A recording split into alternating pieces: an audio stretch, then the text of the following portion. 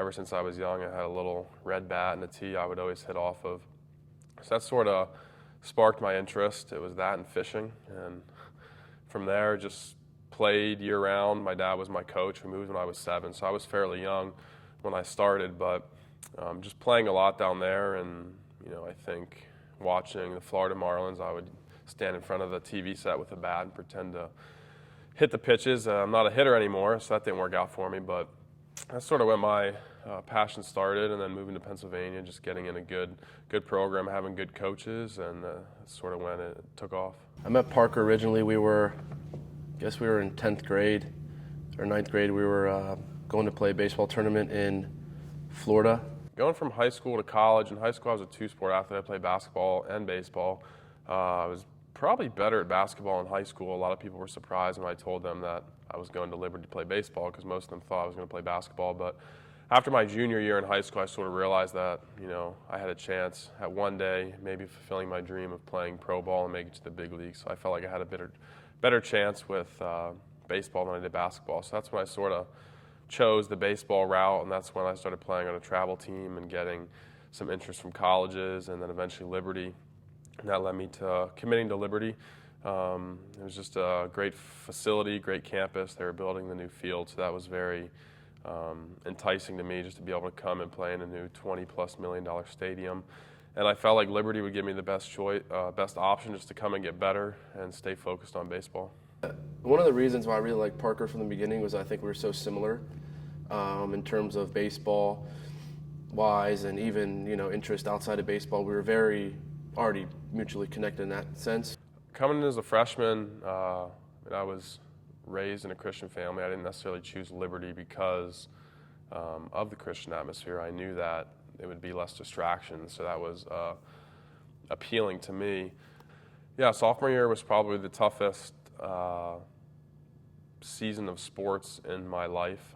Just really struggled, and that sort of started at the end of my freshman year, and just I think it was a mental thing, and just sort of got into a negative cycle out there in the field, and just didn't perform up to my expectations. So that was challenging. But looking back on it now, I wouldn't change it for anything, because my faith grew extremely, and that was really a big growth in my faith from those struggles. And just from that point forward, my faith has continued to strengthen, and I've been able to, maybe my freshman year, my identity was wrapped up in baseball and successes, and then my sophomore year, realizing that, successes aren't always going to be there, that was a problem for me, and that my identity couldn't be wrapped up in baseball, and that it needed to be in Jesus Christ. That's sort of when the transformation in my faith really started to take change. I think a lot of that stems from baseball specifically, because we've both had times where we've done well, and we both have times where we haven't done as well as we wanted to. So I think, like I said before, we relate in that aspect, and it's a lot of, hey man, check out this verse I was reading, whatever, it's uplifting verse, or if he's going through a tough time, I'll try to, a lot of it's like my own self-reflection on my own life, that I can really read something that's practical for me and then say, well, this will help Parker.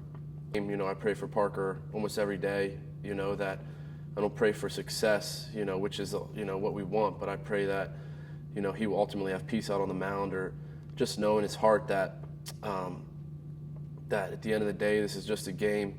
And, the way our paths have crossed has been so, you can't really explain it any other way besides being God ordained. Through baseball and my walk with God, it's made me a better man, and that's what's important, and that's what's gonna, one day baseball's gonna be gone, and baseball is gonna mean nothing, and I'm not gonna play it anymore. So it's important for me that I just become the best man I can be